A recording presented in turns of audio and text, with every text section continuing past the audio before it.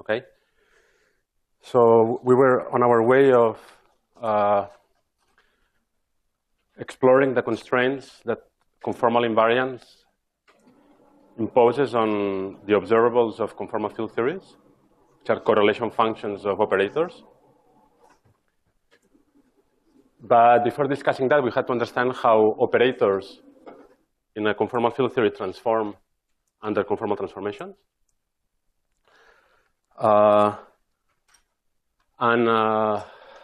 What we saw, in the last lecture, what we saw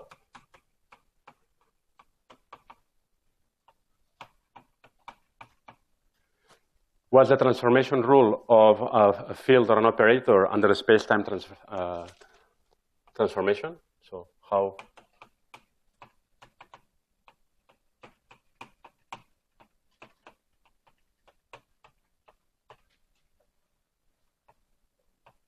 under a space-time transformation. And in particular, so far we've only discussed Poincaré transformations, but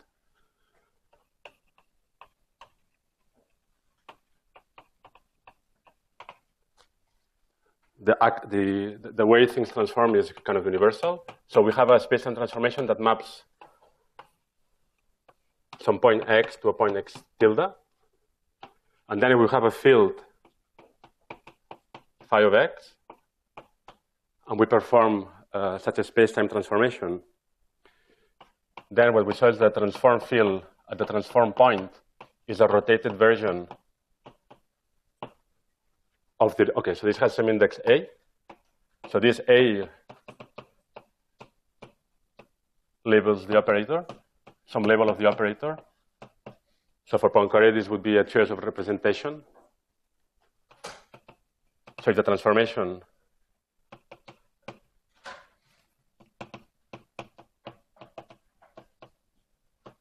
A was a choice of representation of the Lorentz group. Okay, so the transform field at the transform point was a rotated version of the field evaluated at the original point. This equivalently can be written, which sometimes is useful, as phi just by relabeling the point here. So this x tilde is g times x. So now I can just now relabel g to g inverse x and write it as this. So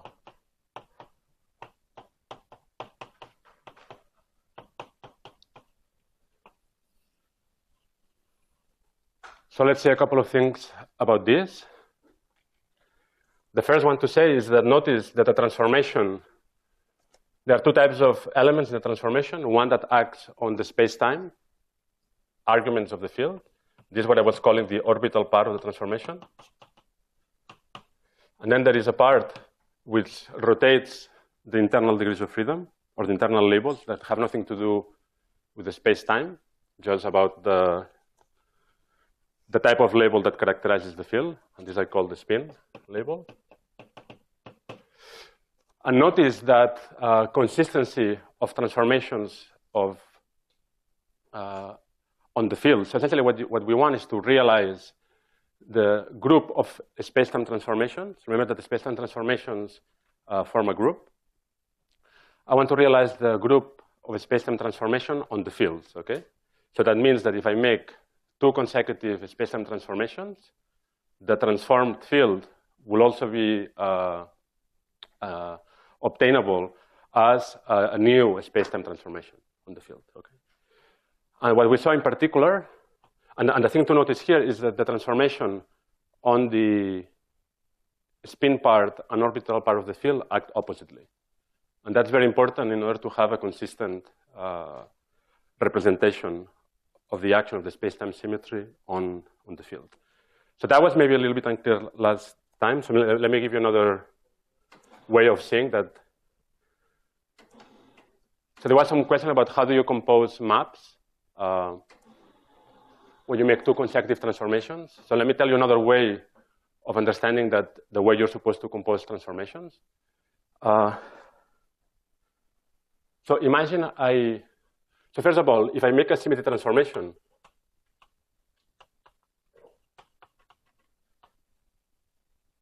now let's think a little bit about just even non-relativistic quantum mechanics. And I have some state in the Hilbert space.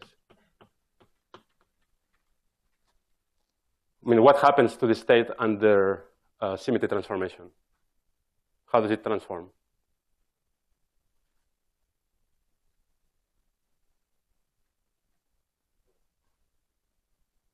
How are symmetries implemented in quantum mechanics on the Hilbert space? Unitary transformation. Yes. So if you make a symmetry transformation, the state psi transforms into psi tilde, which is obtained from the original state by a unitary operator.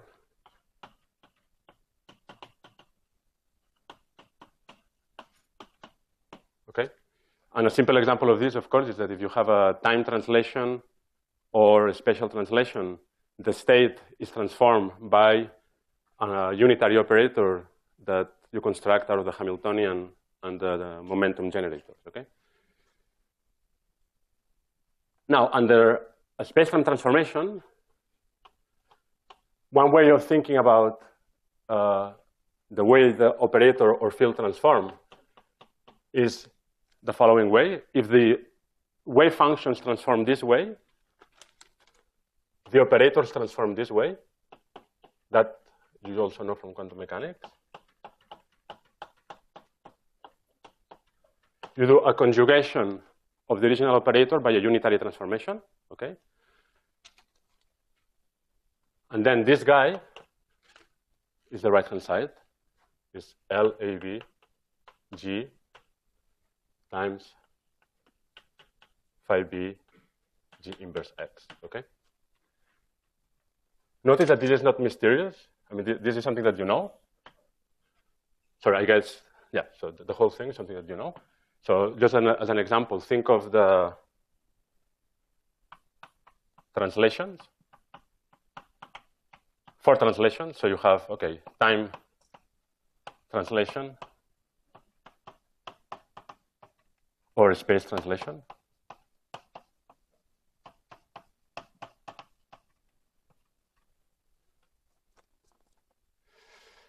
Then you know from Heisenberg's equations of motion that now let's think just for simplicity about a scalar. So this, for a scalar, this matrix is just the identity matrix. So now we're just trying to understand this formula for the orbital part of the transformation. So you know that if you know your field at the origin, then you obtain the field away from the origin by, so if I'm in the minus, plus, plus, plus, so on signature, then the way you do this is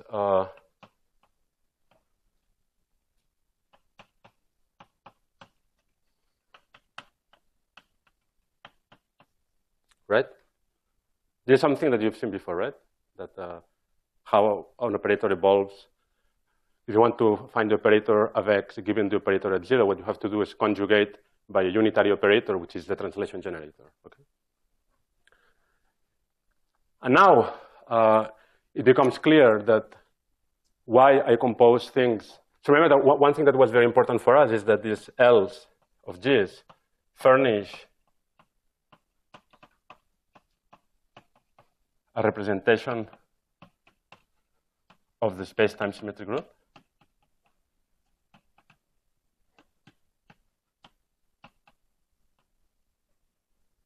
So let's see that. Maybe I did it already last time, but let's do it in a slightly different language. So imagine I do a G1 times G2 transformation. I can do it in one shot, and then the right-hand side of the transformation will just give me LAB, G1, G2,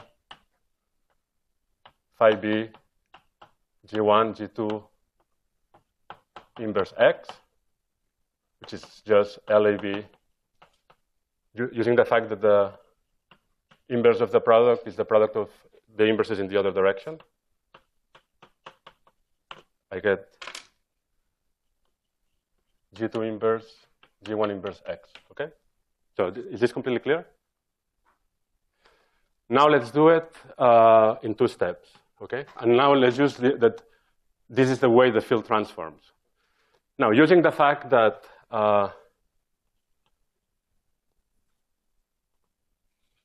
yeah, so, okay, let me do it in several steps to be completely explicit, once and for all. So there will never be confusion about this anymore. So we're doing this transformation now. Right? Now, I'm using the fact that U is a unitary operator that represents the action of the symmetry on the Hilbert space. So in particular, it means that U1, G2, G1, G2 is U, G1, U, G2. And that U, well, that's sufficient. Now, so we expand this into the product of 2 transformations, UG1 and UG2. Here I have an inverse, so that means that the order of transformation is flipped, right? So I can write this as UG2 inverse, UG1 inverse, phi x, UG1, UG2. Okay? And now first I do this transformation. We know what the rule is. It will give me UG2 inverse LAC.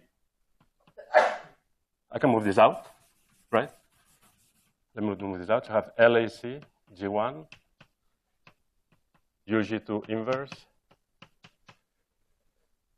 phi C of X UG2. Oh, sorry, here I missed something, right? You should have caught that this is G1 inverse of X, right? Because I'm just applying this transformation. And now I do it again and apply the rule again. So I have LCG1. Now what I'm doing is rotating this field. So I use again the general rule, but now I'm rotating by G2. So I have LCB G2. And the argument of the field is transformed by, in this now, G2 inverse. So I get G2 inverse acting on G1 inverse X, okay? So now we see that indeed this guy is exactly the same as this guy. And therefore, consistency requires that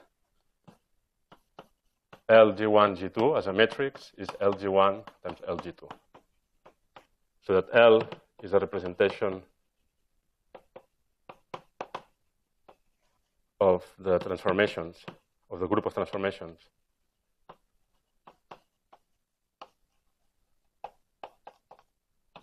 on the fields, on the field. Is this completely clear now?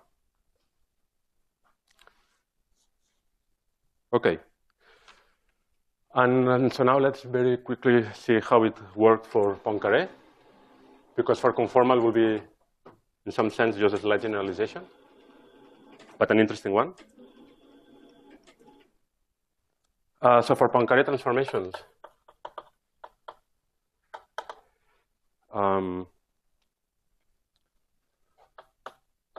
and let's look at now infinitesimal Poincaré transformations. I mean, I can do it finite and infinitesimal, doesn't really matter, but let's look infinitesimal. I have a translation plus a rotation. Okay. And then all that I have to do is, if I want to find the infinitesimal form of the transformation, all that I have to do is expand the equation that has the underline to leading order in the small parameter, which is the small parameters being A and epsilon. So let's see what we get. Let's look at the transformation of the field. Remember that delta phi of X is the value of the transformed field at some point minus the value of the original field at the same point. That's how you compare two fields. You want to compare them at the same point. And now just expanding that, I mean, there are several ways of writing this. So let me first forget about the middle representation where I conjugate the operator by a unitary operator and just expand the right-hand side. And what you get, as we showed last time, so remember that this guy can also be written as x mu, oh sorry, here I forgot, x mu plus a small part. This can be written as x mu plus v mu. This guy was the Killing vector associated to Poincare transformations.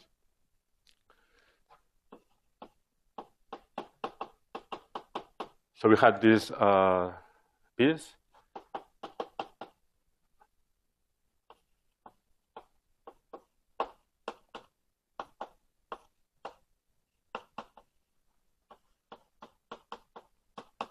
So we had a piece which is essentially, this was in the infinitesimal form, this is the orbital part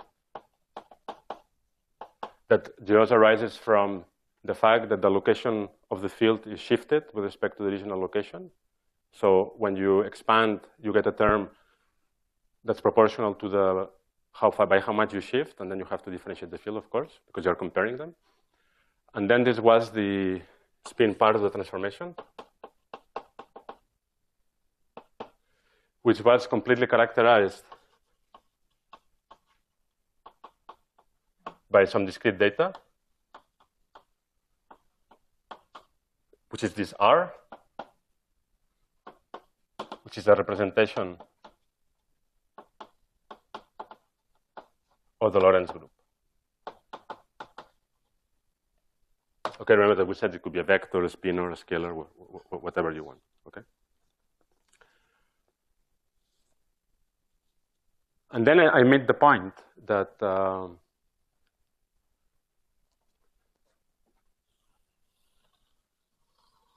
that in some sense, if you know the way the field transforms at the origin,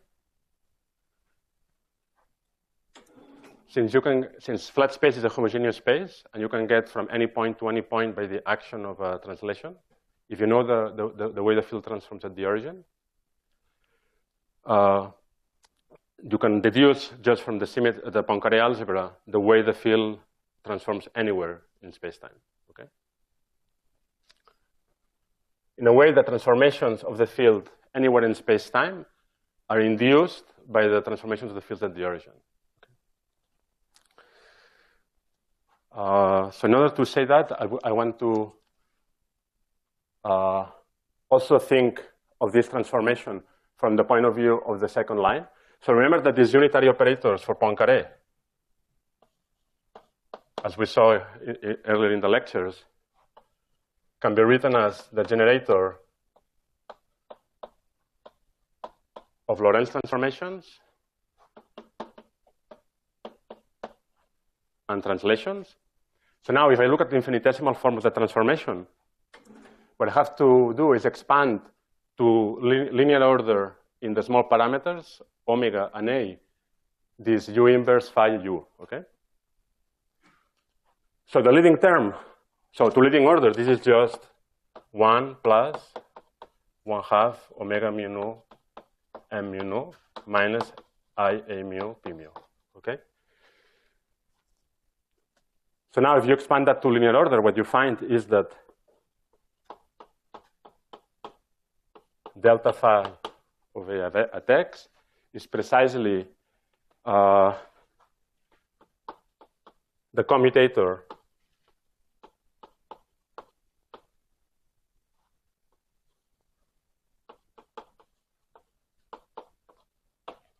of the generators of the transformations with the field itself.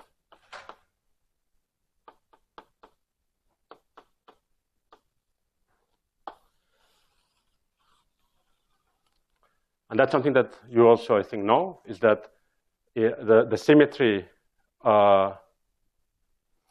action on a field is realized in classical mechanics, and in particular in quantum mechanics, by the commutator of the generator of that transformation with the field. Okay? And this is exactly what this formula is telling us. And this, of course, is equal to this. Okay? So now, very briefly, I want to sketch, maybe and then in the tutorial you can work it out in more detail. Okay, let me look at it. This statement that if you know the transformation at the origin, you can construct just from the Poincaré symmetry the transformation of the field anywhere in space-time point. So imagine I tell you that I want to construct that I know this,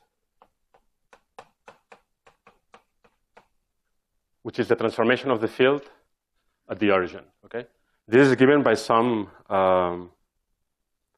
matrix.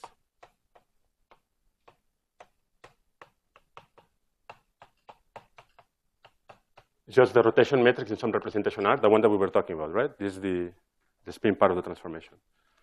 So now, how to calculate?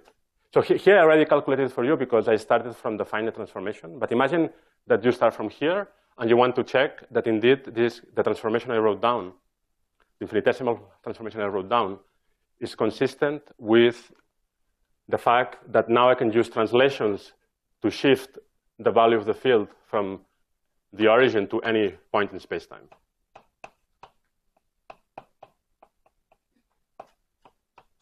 Okay, so what I want to do is calculate mu phi a of x. Okay,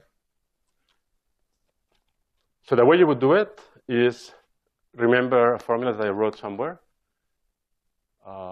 Yes, so this formula that I know how to relate phi of x with phi at 0. Okay, so I write this as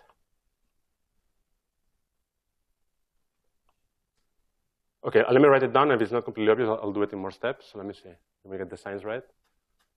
So that's minus. So I think this better be a plus.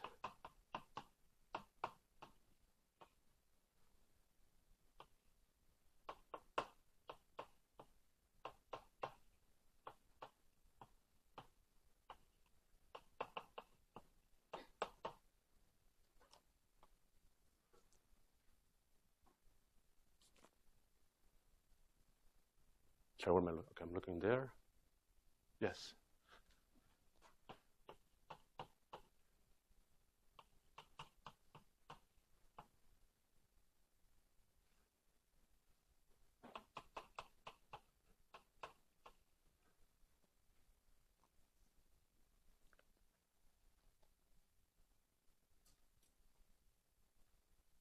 Am I doing this right?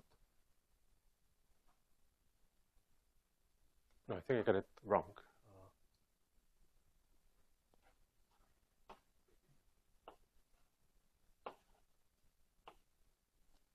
Can someone check if the signs are right? Oops. Let me see if I did it right.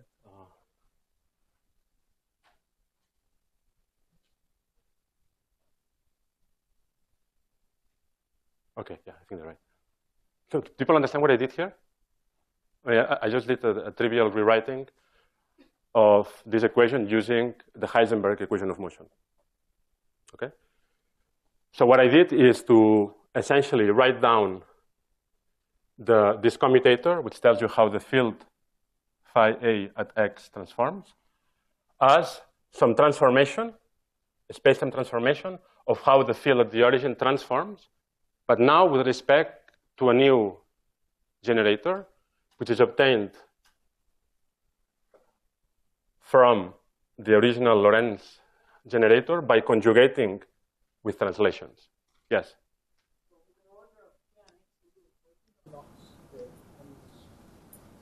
What do you mean? So, No, this is momentum. Does it matter if it's px or xp? No, it doesn't matter. I mean, think of x as a, just some constant number. It's just a number. It's not an operator. So essentially, this guy now is something that this is completely determined by the Poincaré algebra. Okay, because this kind of object where you take a generator and you conjugate by a group element is calculated using this Baker, Camdel, Hausdorff. There are probably some other names more in there. So now, and this is the part that allows you to check. It's really completely straightforward to check that the commutator, the conjugation of rotations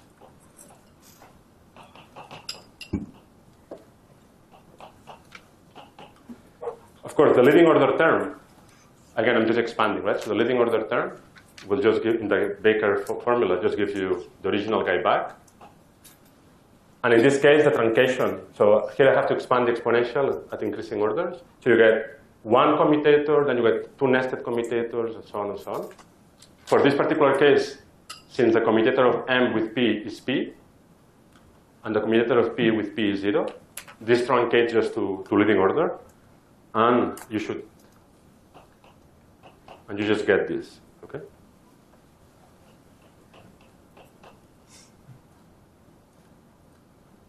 Is this credible? I mean, it takes 2 lines to show just from the commutation of Lorentz with translations, okay? So all this means is that I have to replace this formula into here, okay? Now, I use the fact that we know, of course, how translations, how to represent P mu acting on a field. It's just, let me get the sign right. I A mu phi. Well, in general, okay, doesn't matter. Okay. So essentially, I map the problem of knowing how the field transforms at X to knowing how the field, how a new operator, which is this one, which is a combination of Lorentz transformations and translations, acts at the origin, okay? And therefore, at the end here, you just get, well, the original part, the orbital part. Okay, this is upstairs now. I keep changing upstairs and downstairs. Hopefully that's not too confusing. Just me being a bit sloppy. So I have now phi b. So now I'm looking at this first term, right? I'm looking at the commutator of m with phi at 0, and then conjugated by this guy, okay? So now I use again the Heisenberg equation of motion, and conjugating this guy by this operator just shifts me my operator. Like that. And then I have these extra terms that arose from the fact that translations act on rotations to get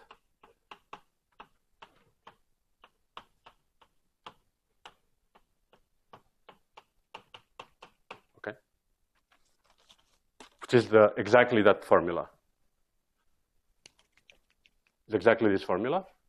If you remember that the vector field for rotations is given by this. Okay.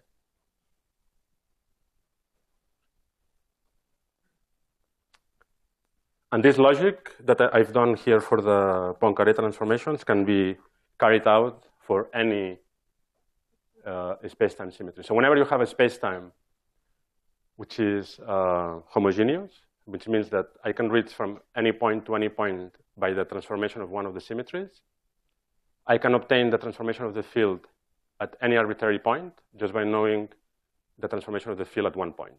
Okay? And this will happen for the conformal group too. And the way you would generalize would be a slight generalization of this, except that now you have to worry about conjugating not only Lorentz transformations and their translations, you have to conjugate all the other ones. So you'll have here dilatations and special conformal transformations. But you can compute what this transformation is using the Baker formula, and therefore induce the transformation of the field at the origin from the transformation of the field now with respect to all these other guys at the origin. Okay. Is the logic clear? I mean, I went through this very painfully just to make sure that the logic is transparent. Okay.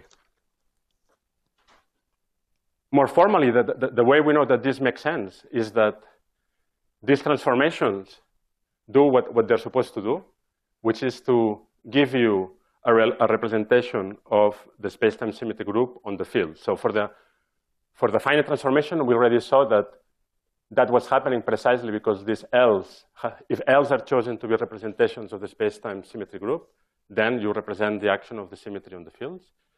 And at the infinitesimal level, the way you know that this is a correct representation now of the algebra, remember that infinitesimal transformations have to do with the Lie algebra because you're near the identity. The way you know that this is a consistent transformation is that if you do the commutator of two consecutive transformations like this, where V1 and V2 are two infinitesimal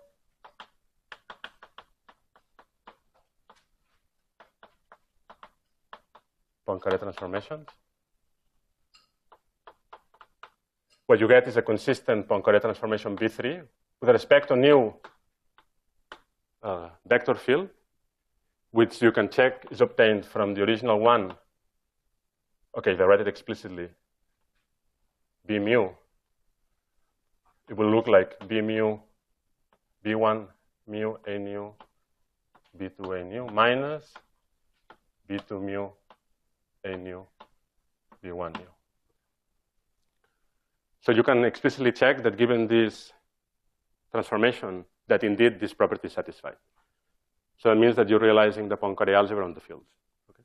Because the commutator of two Poincaré transformations is a Poincaré transformation. Any questions about this before I move to conformal fields?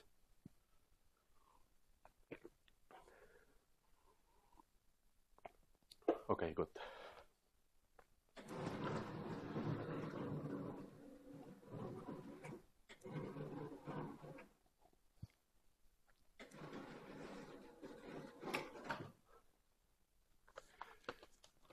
So now we want to study, so just like we were considering the basic objects in a generic relativistic field theory as being fields that are labeled by a Lorentz transformation. Now we want to identify what are the labels that characterize conformal fields, which are fields that transform nicely, and I'll be precise what I mean by this, under conformal transformations, okay?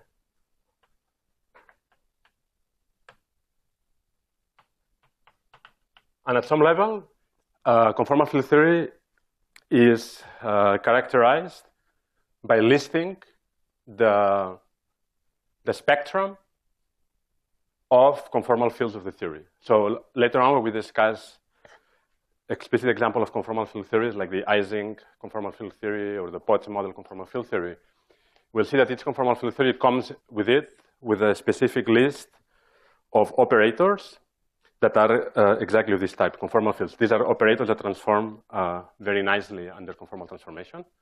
And more precisely, the ones that are transformed nicely. So there are two types of, so operators can be classified into two categories. They're either primary, okay? I call it O or phi. Okay. I probably keep mixing the notation a little bit. But. So operator is primary if the operator transforms as a tensor under conformal transformations. So an operator is either primary or a descendant. We will see this very explicitly, but let me just anticipate the language. And a descendant operator is nothing but obtained from the primaries by taking derivatives.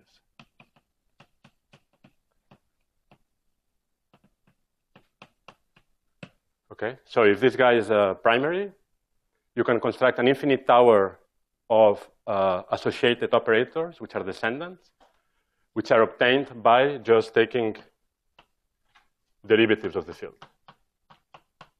Okay, you can take one derivative, two derivatives, and so on. Okay, and these are the sometimes called the conformal towers.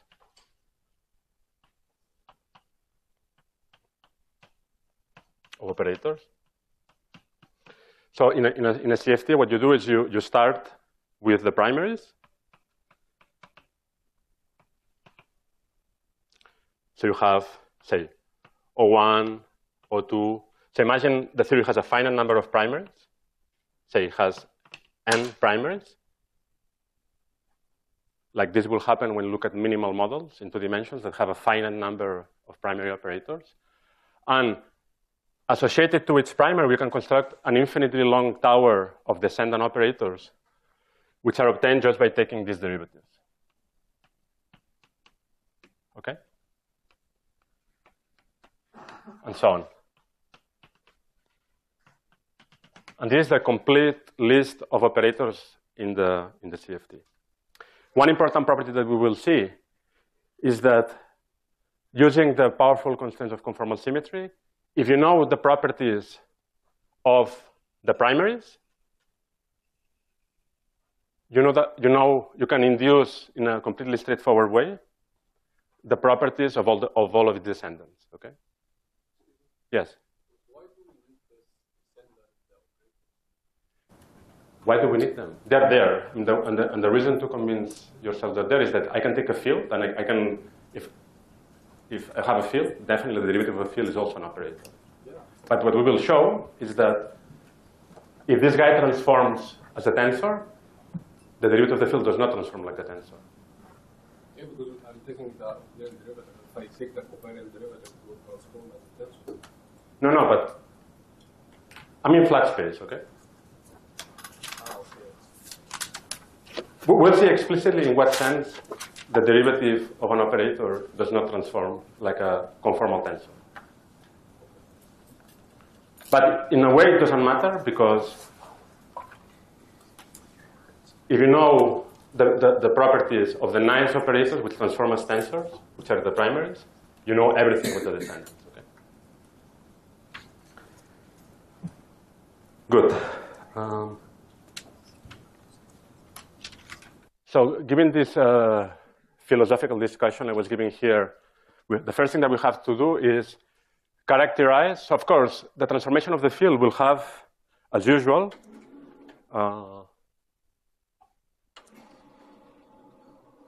two pieces. Yes?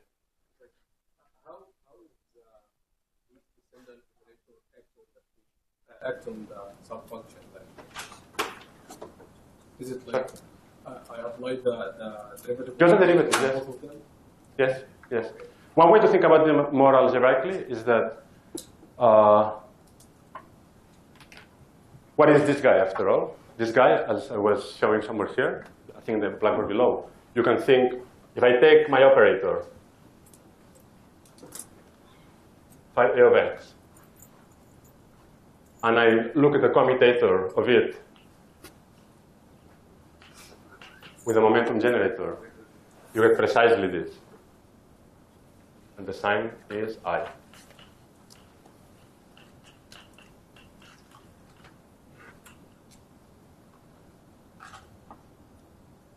This is a little bit, okay, and we'll see this much more explicitly later, there is an analogy between here and, say, the harmonic oscillator.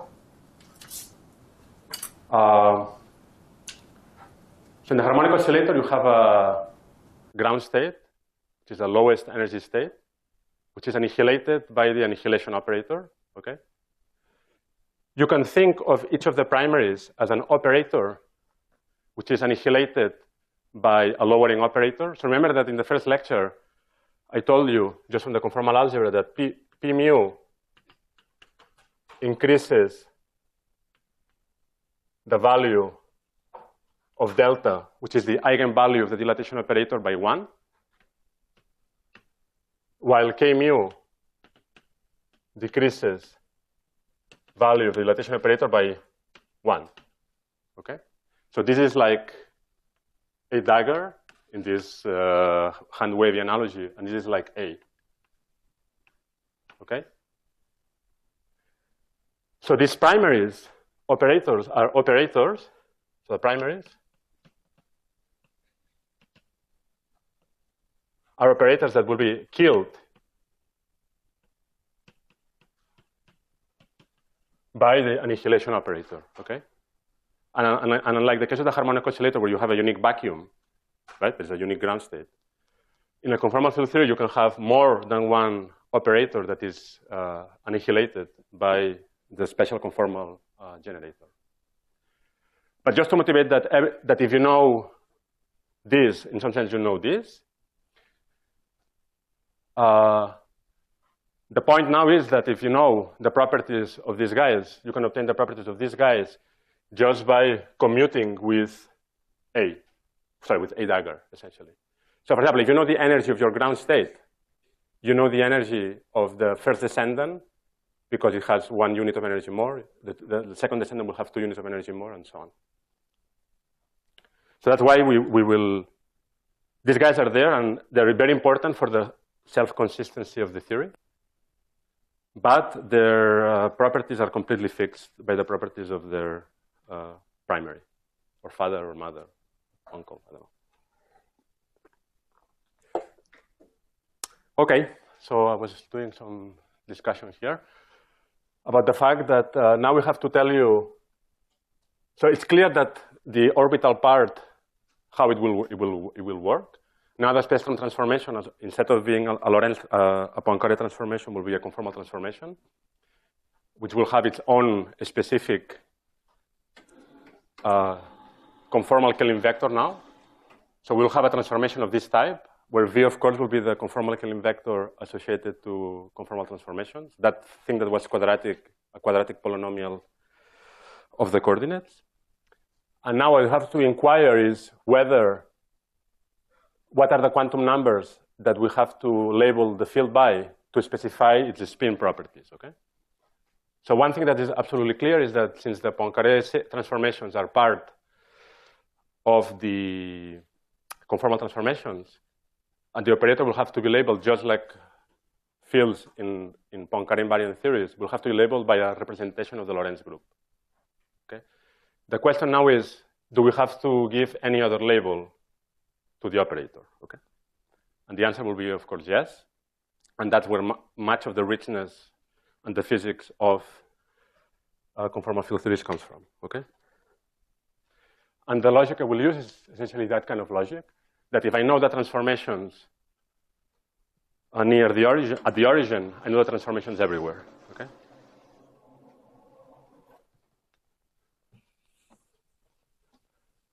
So which conformal transformations leave the origin fixed? Can someone tell me?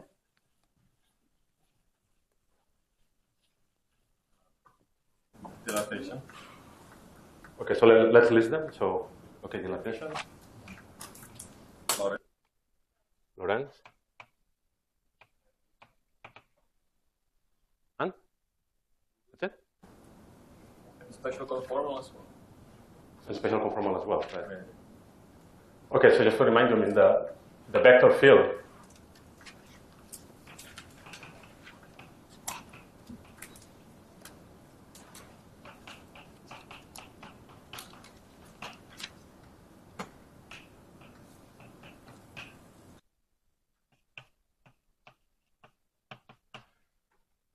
so clearly, if I evaluate this at the origin, it's fixed by all of these guys, essentially.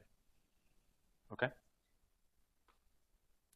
And again, I can reach any point at space-time from any point at space-time. So therefore, in order to specify the transformations of the fields, I have to tell you how the fields transform under these 3 different operators that fix the origin, okay? But we will see that one of them will, fortunately, will be trivial, will have to be trivial. So we'll have our friend, the representation of the Lorentz group.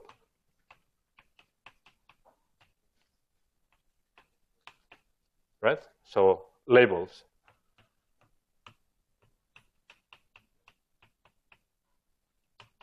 Representation of Lorentz group, R of Lorentz. Then I will have to specify how the fields transforms under dilatations. I can diagonalize the dilatation operator so that the operator has some spectrum of dimensions, and this will be minus I delta A phi A. So this delta A will be the dimension of the operator. And this is really what we're after, because these numbers will be the ones that will control the spatial dependence of correlation functions in the theory, and are the numbers that are directly related to the critical exponents when you study critical phenomena. And then a priori, but we will see that at the end of the day this will be trivial, I have to specify how this funny special conformal transformation acts on the field. So I can introduce some matrix kappa mu A phi A of 0. But now, let me just tell you that, okay, so let me tell you the upshot. At the end of the day, for a primary operator, and I essentially already told you the answer, because a primary operator, by definition, is an operator that's annihilated by K, okay? So for a primary operator,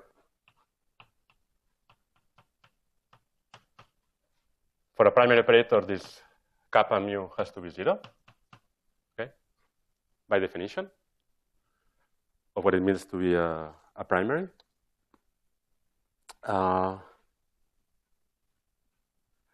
But let me also give you some intuition why this had to be true, okay? So imagine the field phi transforms in an irreducible representation of the Lorentz group, okay? Oh, okay, something that's very important to tell you, of course, is that these matrices, mu, delta, and kappa, have to satisfy the commutation relations of the corresponding generators, right? Is that clear? So in particular, remember that one of the commutation relations that we had, so one of the things that will have to happen, okay, one of the commutation relations that will have to be satisfied by these three labels, you remember the dilatation operator commuted with the Lorentz transformations, because the Lorentz generator has weight 0, right? It has x dx, so it has weight 0, so it will commute under the dilatation operator. So what this tells us is that if M is an irreducible representation, okay, so let me try to construct the argument. So if R is an irrep of Lorentz, the only way that this can be true, okay, by Schur's lemma, is if delta is proportional to the identity matrix, okay? The only matrix that commutes with a matrix that represents some transformation irreducibly is the identity matrix, okay? So that's the first statement. Well, I'm talking about the eigenvalue. In a way, I'm talking, these matrices satisfy exactly the same commutation relations as the operators themselves. So if you want, if you want to be, yeah, well, hopefully it's clear what I mean. Yes.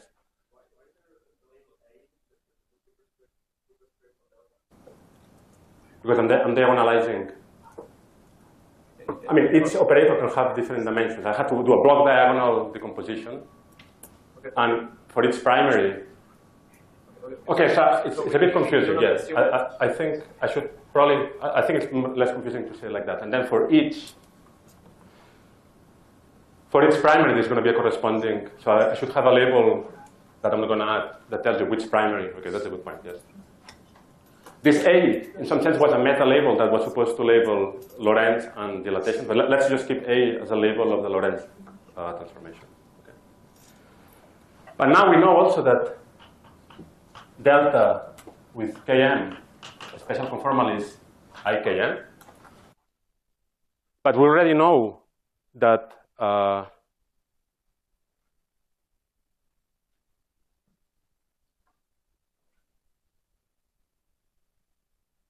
Yeah, so we already know that the dilatation operator, if phi transforms the reducible in the Lorentz transformation, is proportional to the identity. So that means that the left-hand side is 0, right?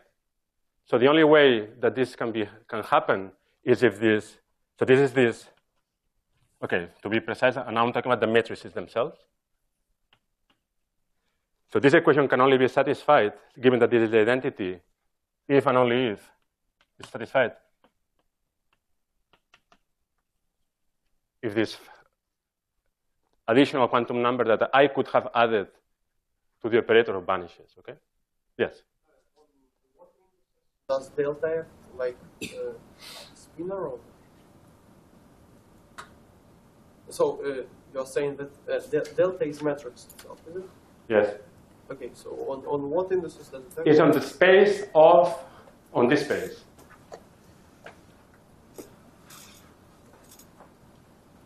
So you have okay, imagine you have n primaries. And this delta is going to be an n by n matrix that tells you the eigenvalues of this matrix, of this n operator. So to make a long story short, at the end of the day, in order to specify the labels of a conformal field, we have to, at the end of the day, just do two things. We have to specify, as before, the representation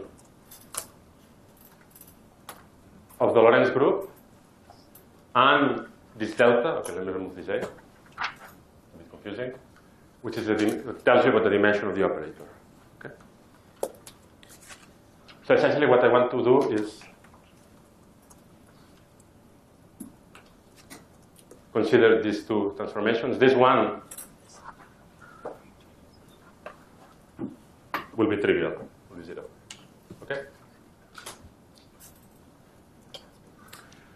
And as I said before, the real object that we are after, or one of the main objects that we are after, is exactly the spectrum of this operator.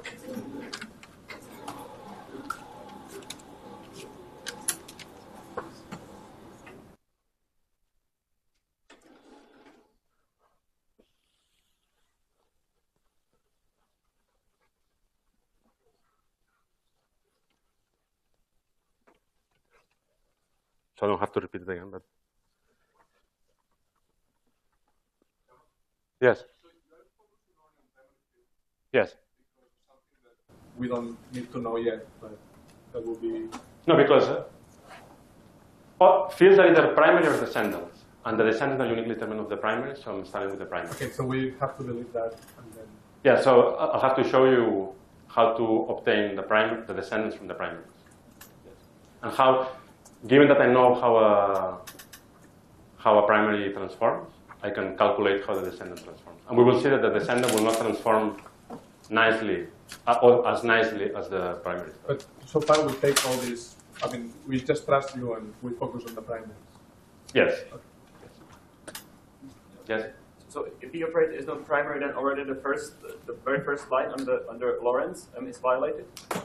No, actually, the thing that's funny is that the transformation that messes things up is a special conformal transformation. So a descendant operator transforms beautifully, unambiguously under Lorentz and special conformal, and dilatation, but transforms badly under special conformal transformation. Okay, but under Lorentz and the other one, it transforms in an obvious way. Okay, but we just showed that if the first line is true, so if the commutator of M mu with the field is the irreducible representation of a Lorentz group, then all the other lines follow. From that, so what is the caveat for non-primary operators?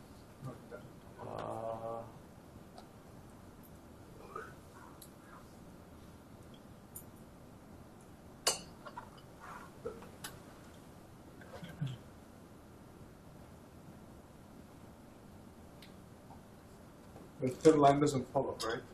K mu equal to 0 was something that came Yes. by hand. It's not. I mean, K mu phi 0 is not 0 for a descendant. Well, it follows from the fact that delta is proportional to the identity matrix, which follows from the fact that Yes. that it commutes with M, which and it also follows from the fact that phi trans are reducible under Lorentz. So it's not by M.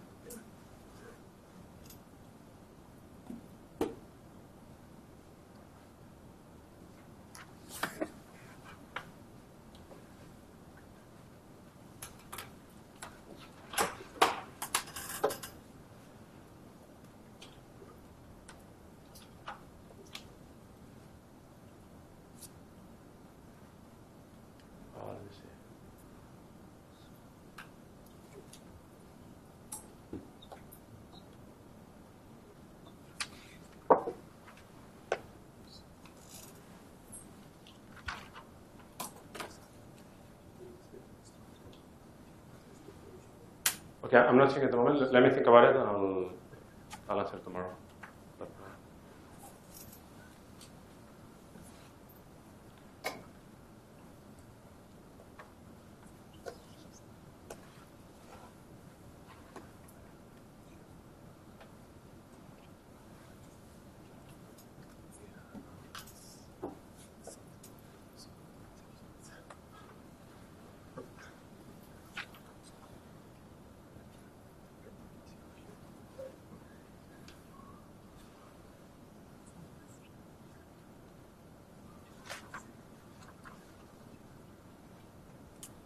What I'll try to answer. Let's say. Let me continue a little bit. But no, you're right. I mean, there is some gap in the logic here.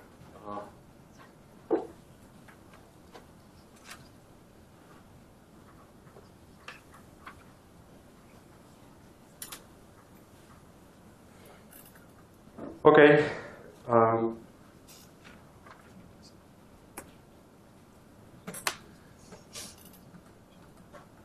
Okay, so as I said, the thing that we want to really compute at the end of the day is the spectrum of primary dimensions. We will see, I don't know if in this lecture, but maybe in the next lecture, that these numbers, well, one thing that you already know is that they determine the critical exponents, and number two, that they completely control the spatial dependence of the 2- and 3-point function of operators in conformal field theory. So they have a lot of important information.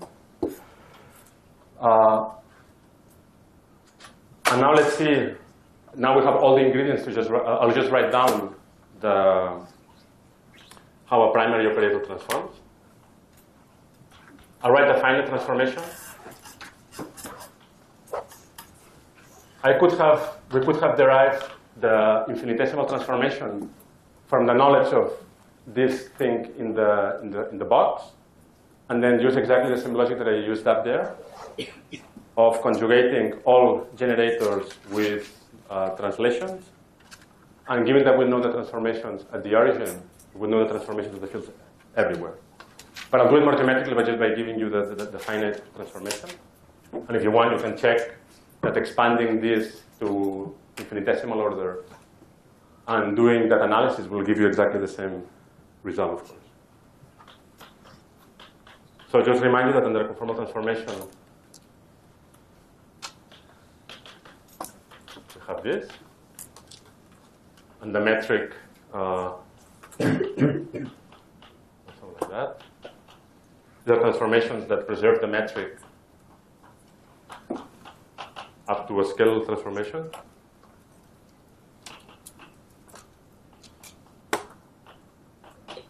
Okay. So let me start just by writing down how a scalar would transform. The way things will go will be, of course, very similar to Poincaré. We'll always follow the general rule. Let me just, for simplicity, start with a scalar. Actually, I think you already did an exercise for this guy. So for a scalar, so that I just choose the label A is just trivial, right? It's just a scalar. It doesn't have any internal transformation laws. The point is that, okay, let me say it first, perhaps, that a primary operator is something that transforms like a tensor density under these transformations. So remember that from general relativity, a density is an object that transforms, so it has the usual transformation associated with the fact that whether the object is a scalar, a tensor, and so on. But it has an extra piece that tells you, comes with a Jacobian factor that tells you the density of the operator. So a simple example of that is the Levi-Civita tensor transforms as a density. If you make a coordinate transformation, you get a non-trivial Jacobian factor, or the square root of the metric, the square root of the determinant of the metric transforms as a density. Okay. So in formulas, this means that for a scalar, so if, let me write it and then I'll explain. So if this was an object that had zero density, a scalar would transform like this, right? So, you agree? Now, when the statement is a density means that it has a non-trivial Jacobian of the transformation from x to x tilde, okay? And this delta, so D is the space-time dimension.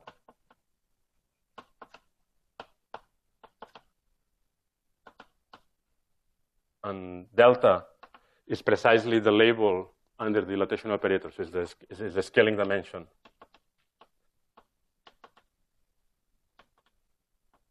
of phi. Okay? Now, this Jacobian factor is very easy to compute for conformal transformations, because all that I have to do is take the determinant of this matrix, right? It will relate the Jacobian here with the conformal factor. So remember that this omega was the conformal factor.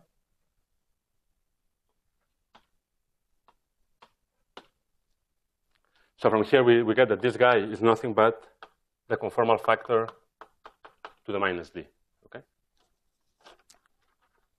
Okay. So this, any question about this? Is this something reasonable? So this transforms as a scalar up to some non-trivial Jacobian factor. So that was for a scalar. Now for a general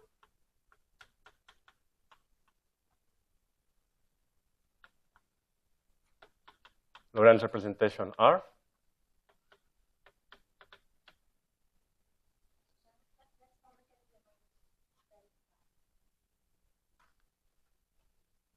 yes, thank you.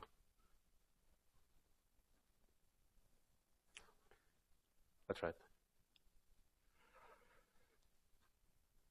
So now for a general Lorentz representation, it transforms, again, almost like you would do it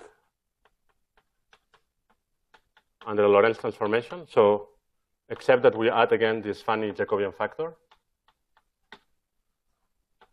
Now you have a matrix LAB of some matrix R that I have to tell you what it is,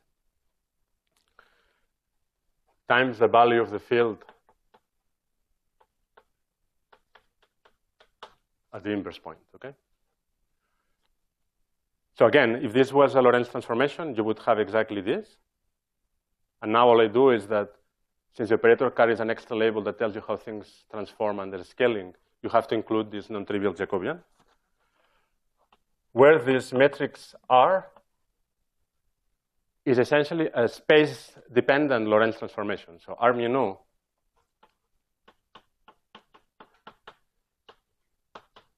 is omega inverse x, where omega is the scaling function associated to the specific conformal transformation, times the usual rotation piece, okay? And the thing that's very nice about this matrix R, and that's why I write it in this way, is that this R, and I leave as an exercise to check, it's completely straightforward to check from this definition, and the fact that this is a conformal transformation, that this matrix R is indeed an orthogonal transformation, where eta is the flat Minkowski metric.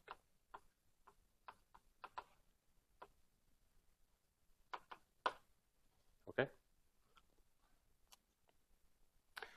So what this means is essentially that modulo this factor and the fact, this Jacobian factor, and the fact that the Lorentz transformation is position dependent, this is exactly like a Lorentz transformation, like a Poincare transformation. Okay? So now to develop some intuition, let's write it for a couple of simple transformations.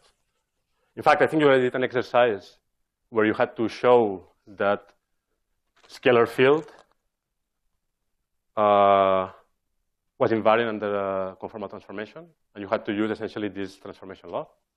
But let's see it a bit more detail.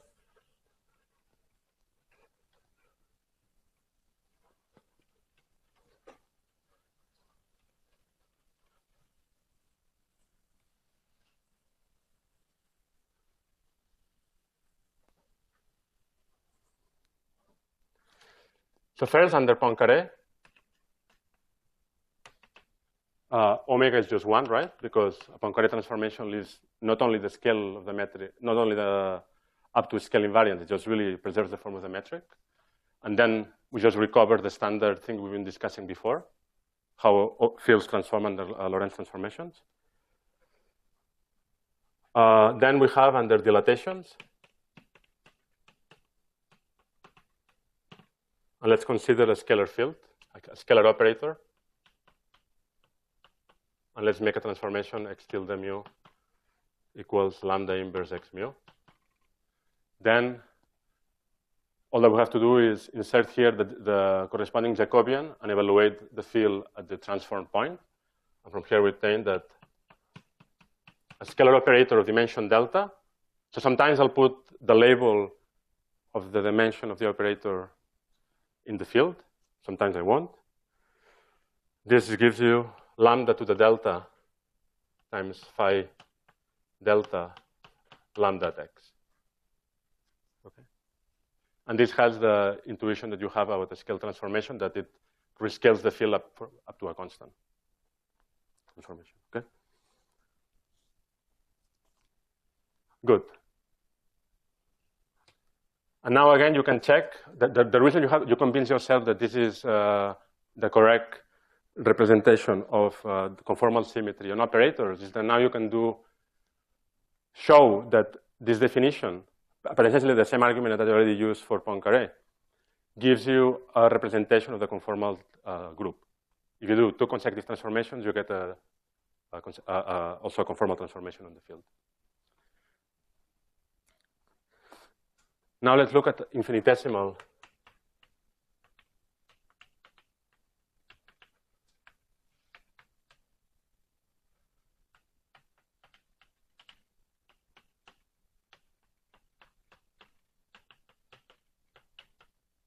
Where now, of course, this V mu is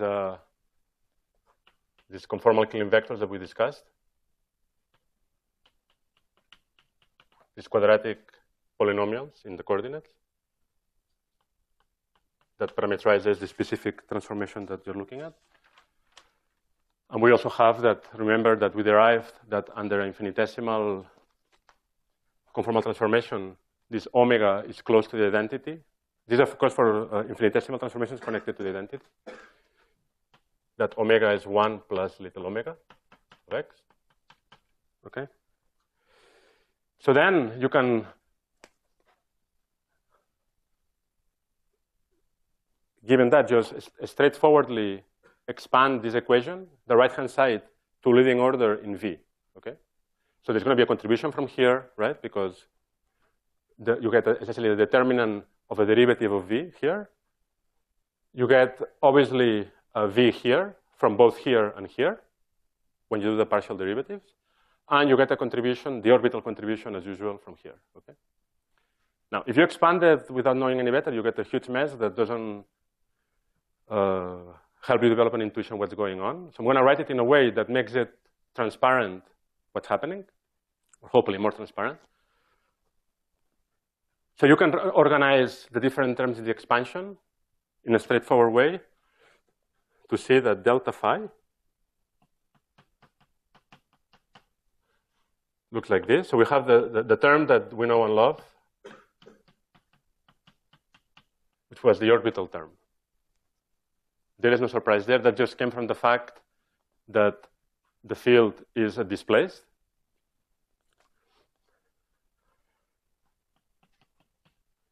Then we get this, essentially an x-dependent Lorentz transformation.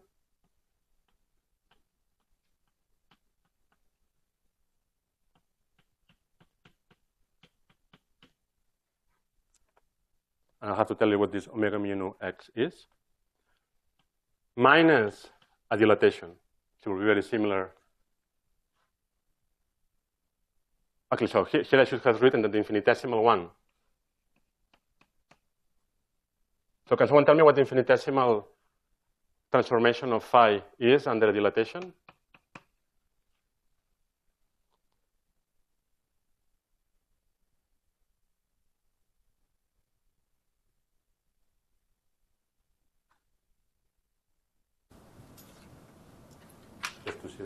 we're all on the same page.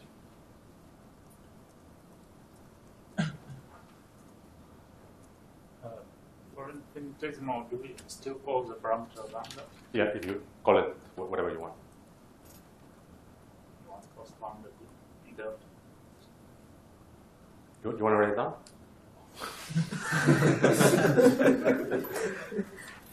Try again.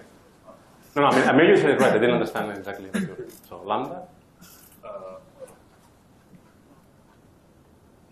Lambda delta on like Lambda delta and just and? 5. No. Lambda delta plus 1. No. If you have lambda minus 1, then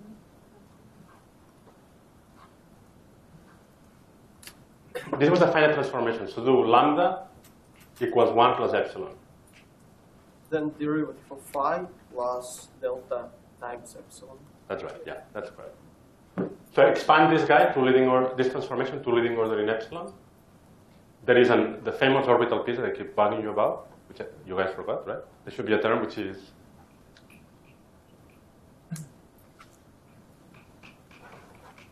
from the fact that the location has been shifted away from x by epsilon x. And then from here you get, okay, the nicest way of writing this is that this looks like this.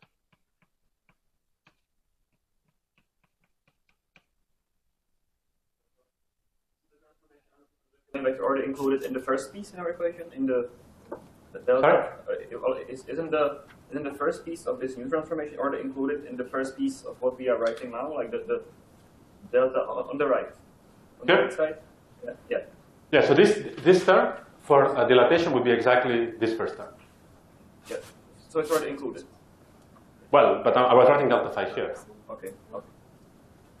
Another point, the reason I went through this little thing is that for a general conformal transformation, you get the orbital piece, a Lorentz piece, except the parameter of the Lorentz transformation is an x-dependent orthogonal transformation minus a position-dependent scale transformation.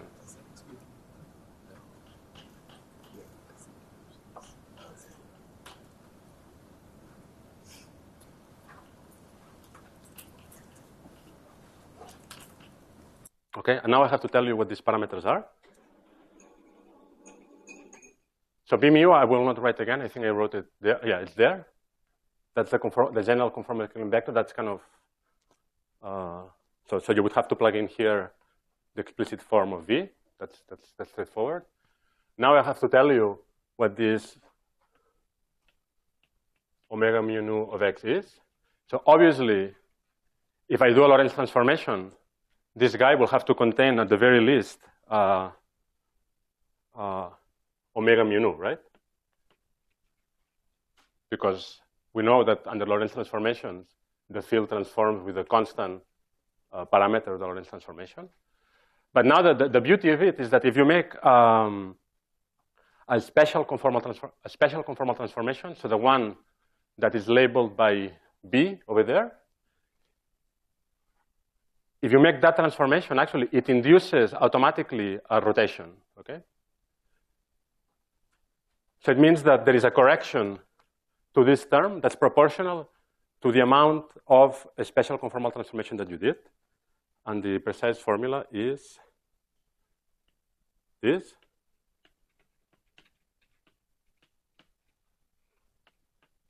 So you see that the special conformal transformation do weird things. They, in particular, induce a rotation.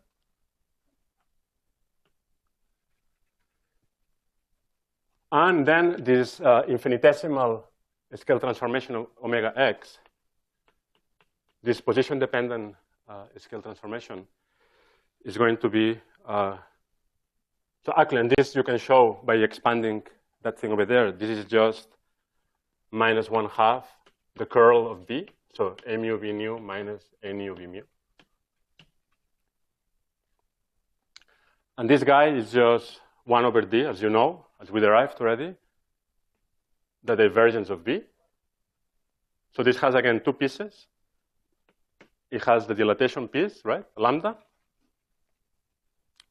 Notice that if I just do dilatation, this omega is a constant, and I get precisely this guy.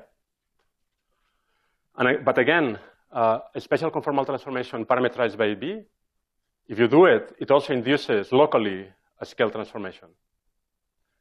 And the amount of the scale transformation is given by minus 2x dot B. Okay. So by organizing things in this way, it becomes transparent that a conformal transformation just does essentially what you would expect. It will have a geometric piece, it will have a Lorentz piece, it will have a scale piece. It is the thing that's unusual compared to Poincare transformation is that the parameter of the transformations are not constant anymore. They would be constants if we ignore a special conformal, but that's like ignoring your mother. You shouldn't. But geometrically, that's the general transformation. So hopefully, this is quite intuitive that this is how geometrically how this works. Now, if you really want, even though we already know from the general discussion at the beginning that these fields represent the action of the conformal group, you can now go ahead and check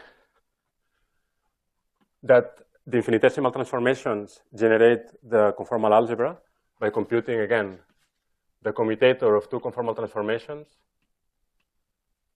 with parameters B1 and B2 acting on a field phi.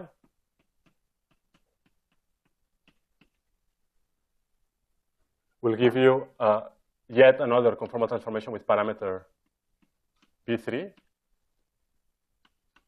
And B3 will be related to B1 and B2 in exactly the same way I wrote somewhere. Let me write it again. Such that B3 mu is B1 mu d nu B2 nu minus B2 mu d nu B1 mu. Okay.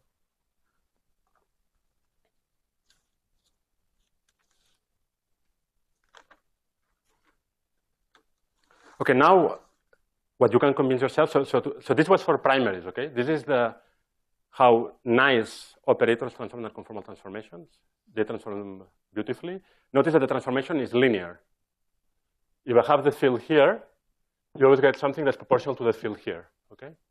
Now let's study how you would compute the transformation under conformal transformations of a descendant.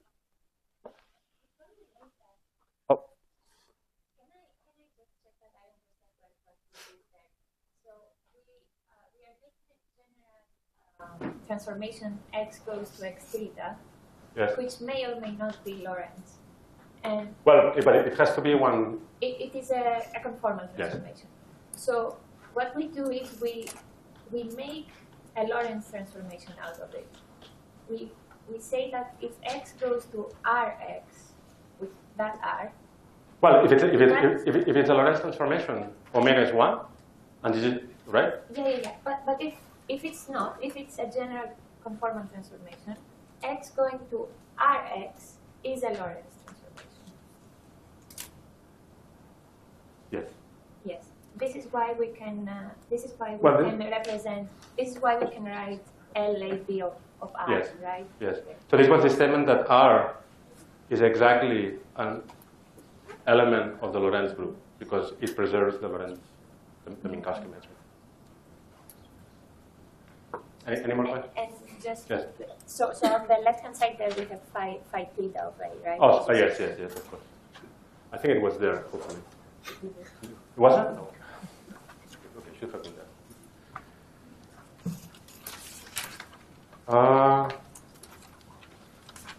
Yeah, so now what I wanted to say now is that given that we know how a primary transforms, let me just write down how a descendant would transform.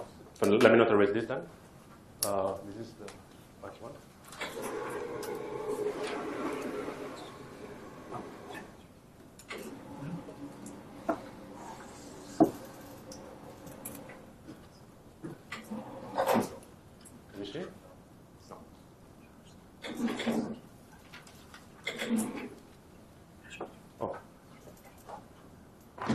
I'll conclude with this. Maybe I should just conclude here. Are you tired? Yes, no? Okay, I'll stop here then.